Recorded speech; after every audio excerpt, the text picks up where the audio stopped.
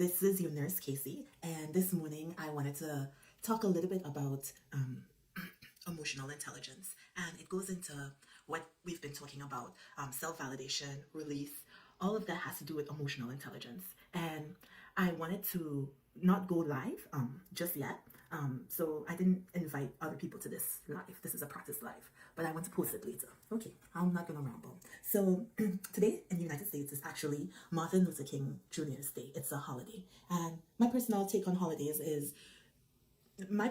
is that people revere the person more than the purpose. So some of the meaning of why the person became that person gets lost, and the focus is a lot on the icon of the person. A confession I would make is that I've lived as an adult. I've lived the adult half of my life in the United States, and about 16 years, if we get to personal.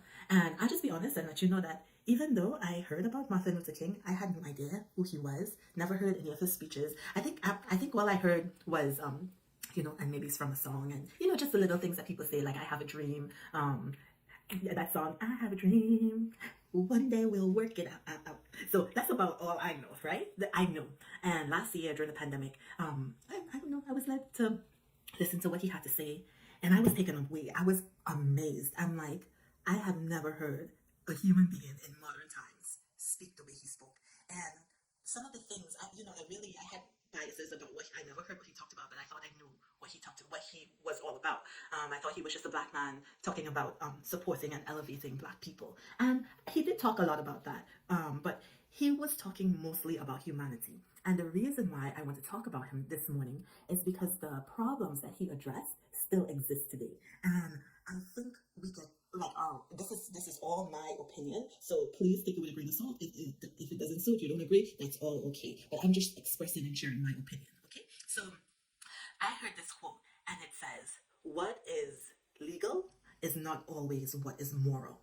And so a lot of what Martin Luther King addressed in his speeches was about morality, humanity, and integrity. And those three qualities are sorely lacking in our society today. And I really want to speak up on these topics because, as a nurse who is a holistic nurse, encouraging people to become emotionally intelligent in a society that is based solely, mainly, heavily on intellectual intelligence. There's a little disparity or unequalness, unevenness when it comes to emotional intelligence, and a lot of people realize, hey, I'm not emotionally intelligent, but I don't know what that means. And so many people, when they think of the word immoral, they think about having relations with somebody outside. They think about more in a sexual state, but we are living at a period of time where morality is very, very low.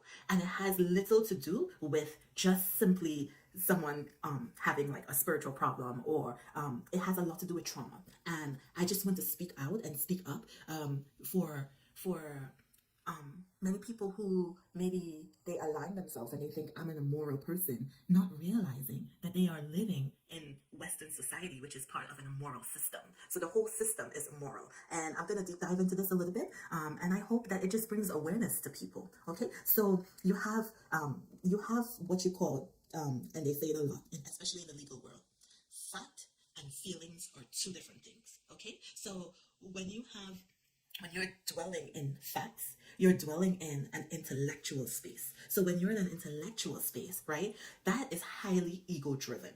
It's what you know, it's who you are, it's what you represent in society. Feeling, on the other hand, is a high emotional state. So the problem comes when you have to make a moral decision. Or let's just say you got to do the right thing, right? A lot of people find it hard because in an intellectual space, right, doing the right thing may look different from feeling space. So you could have basically been correct in what you did. Legally, you were correct, but morally, you were incorrect. And that is the point of understanding the difference. Has everything to do with having a high emotional intelligence. Okay, so I'll be vulnerable here, and I'll give you an example. So over the past 5 years, I was placed in so many taxing situations where I honestly didn't know what the right thing to do was. because legally or officially or what looks good on paper, right, was one thing, right? But if I did that, I know my personal relationship with my creator, my personal relationship with knowing what is right from wrong, I knew that it wasn't gonna be right. It wasn't gonna be right.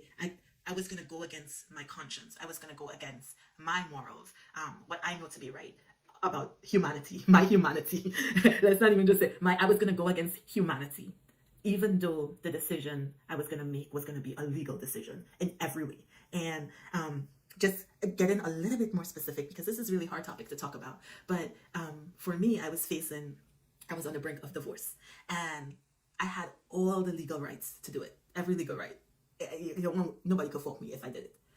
But morally, knowing what I knew, knowing myself, and I'm just gonna be very honest here. It had little to do with the other person, and it had everything to do with myself. And I'll just share with you the thoughts in my head. So I could have been a missionary, right? And that was my live stream, to be a missionary. And when I was faced with the situation, in my head, I wasn't thinking about anybody else but myself. I was thinking, oh, this is the perfect opportunity for me to get out of a situation that looks like it's going to impede what I really want to do. Maybe I share that story because when we're faced with moral humanity decisions, they're so subtle. Sometimes they come all dramatic, like, your life is going to end or your marriage is going to end. But the reality of it is that they are so subtle, and nobody knows in that moment but you if you did the right thing.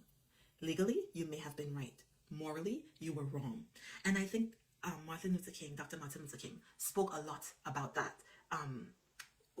But he addressed the entire country. He actually addressed the entire Western world. And I think each day we live and interact with other people, I think we're constantly being faced with, am I doing the right thing? Everybody can look at you and look at your life and say, oh my gosh, you are awesome. You are doing such a good job. You're doing the right thing. On paper, you look all right. But inside, you're funky. You're not doing the right thing. You know that what you need to do, you're not doing. And nobody else can see that but you. And I think that goes even past morality, and it goes into humanity, or what is innate to you, and what you know, or how you know you should treat another person. So I think on the topic of emotional intelligence, I think it leads to, just as intellectual intelligence honors facts, emotional intelligence honors feelings. So when you're honoring a fact, it doesn't matter what you feel. It's either right or it's wrong, right? When you're honoring a feeling, right? Maybe the feeling of your husband, your children, someone very near and dear to you. It does not matter if it is right or wrong, if that's the way they feel, right? So it's a whole different mindset when it comes to facts and feelings and how to honor and respect them. There's a place and a space for each one. It's not about which one's better, but it's about being aware of the balance between both. So this is just what I wanted to share. Do you have any experiences of how you make moral decisions, how you have had to be placed in a pickle? Don't have me over here being the only one sharing my guts. Help me with authenticity. Comment, share with someone you think need to hear this message. I'm here to not tell you what to do, but just create a space of awareness and have real talk, real conversation.